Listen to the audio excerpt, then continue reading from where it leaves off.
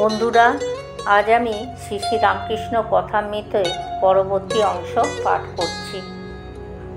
শ্রীরামকৃষ্ণ বলছেন, ঈশ্বরের সৃষ্টিতে নানা রকম জীবজন্তু গাছপালা আছে। জানোয়ারের মধ্যে ভালো আছে, মন্দ আছে। বাঘের মতো হিংস্র জন্তু আছে। গাছের মধ্যে অমৃতের ন্যায় ফল আছে, আবার বিষ ফলও আছে। তেমনি মানুষের মধ্যে ভালো আছে, মন্দ আছে, সাধু আছে, অসাধু আছে, সংসারী জীব আছে, আবার ভক্ত আছে। ঠাকুর বলছেন, জীব চার প্রকার: বদ্ধ জীব, মুমুক্ষু জীব, মুক্ত জীব ও নিত্য জীব। নিত্য জীব যেমন নারদাদি, এরা সংসারে থাকে জীবের মঙ্গলের জন্য, জীবদিগকে শিক্ষা দেবার জন্য। আর বদ্ধ জীব বিষয়ে আসক্ত হয়ে থাকে আর ভগবানকে ভুলে থাকে, ভুলেও ভগবানের চিন্তা করে না। আর মুমুক্ষু জীব হচ্ছে যারা মুক্ত হওয়ার ইচ্ছা করে, কিন্তু তাদের মধ্যে কেউ মুক্ত হতে পারে, কেউ বা পারে না।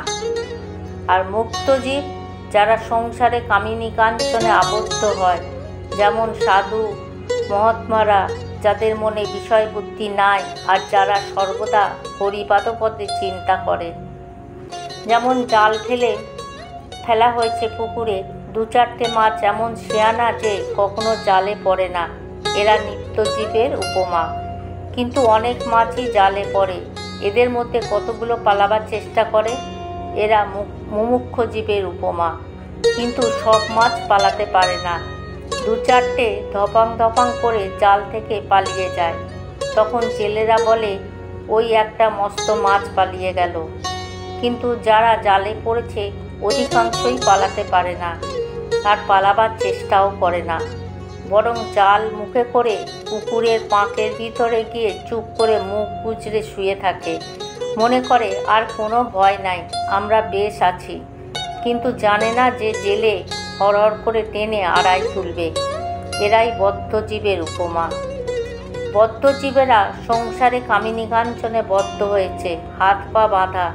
আবার মনে করে যে সংসারের ওই কামিনী কাঞ্চনেতেই সুখ হবে আর নির্ভয়ে থাকবে। জানে না যে ওতেই মৃত্যু হবে। বদ্ধজীব যখন মরে, তার পরিবার বলে, তুমি তো চললে, আমার কি করে গেলে। আবার এমনই মায়া যে প্রতিবেশ বেশি সলতে জ্বললে বদ্ধজীব বলে, তেল পুড়ে যাবে, সলতে কমিয়ে দাও, এদিকে মৃত্যু শয্যায় শুয়ে আছে। বদ্ধজীবেরা ঈশ্বর চিন্তা করে না। যদি অবসর হয় তাহলে আবোল তাবোল ফালতু গল্প করে, নয় মিছে কাজ করে। জিজ্ঞাসা করলে বলে, আমি চুপ করে থাকতে পারি নে, তাই বেড়া বাঁধছি। সময় কাটে না দেখে হয়তো তাস খেলতে আরম্ভ করলো। একজন ভক্ত ঠাকুরকে জিজ্ঞাসা করছেন, মহাশয়, এরূপ সংসারী জীবের কি উপায় নাই? শ্রীরামকৃষ্ণ বলছেন, অবশ্যই উপায় আছে।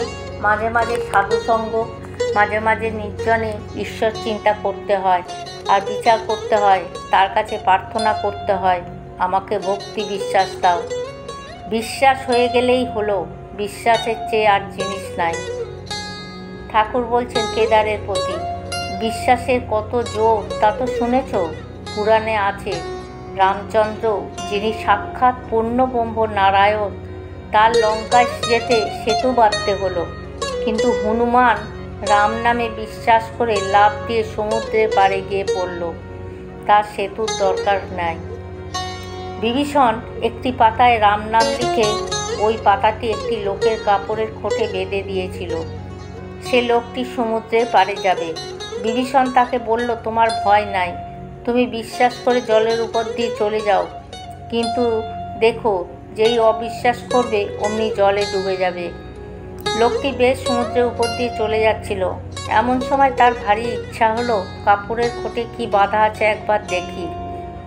খুলে দেখে যে কেবল রাম নাম লেখা আছে। তখন সে ভাবল, এ কি, শুধু রাম নাম একটি লেখা আছে? যেই অবিশ্বাস অমনি ডুবে গেল। যার ঈশ্বরে বিশ্বাস আছে, সে যদি মহাপাতক করে, গো ব্রাহ্মণ স্ত্রী হত্যা করে, তবুও ভগবানের এই বিশ্বাসের বলে ভারী ভারী পাপ থেকে উদ্ধার হতে পারে। সে যদি বলে, আর আমি এমন কাজ করব না, তার কিছুতেই ভয় হয় না। এই বলিয়া ঠাকুর একটা গান ধরলেন। নরেন্দ্রকে দেখে ঠাকুর বলছেন, এই ছেলেটিকে দেখেছ? এখানে একরকম দুরন্ত ছেলে। বাবার কাছে যখন বসে যেমন জুজুটি, আবার চাটনিতে যখন খেলে তখন আর এক মূর্তি। এরা নিত্য সিদ্ধের থাক। এরা সংসারে কখনো বদ্ধ হয় না। একটু বয়স হলেই চৈতন্য হয় আর ভগবানের দিকে চলে যায়। এরা সংসারে আসে জীব শিক্ষার জন্য। এদের সংসারের বস্তু কিছু ভালো লাগে না। এরা কামিনী কাঞ্চনে কখনো আসক্ত হয় না। বন্ধুরা, আজ এখানেই পাঠ শেষ করলাম। জয় ঠাকুর, জয় মা।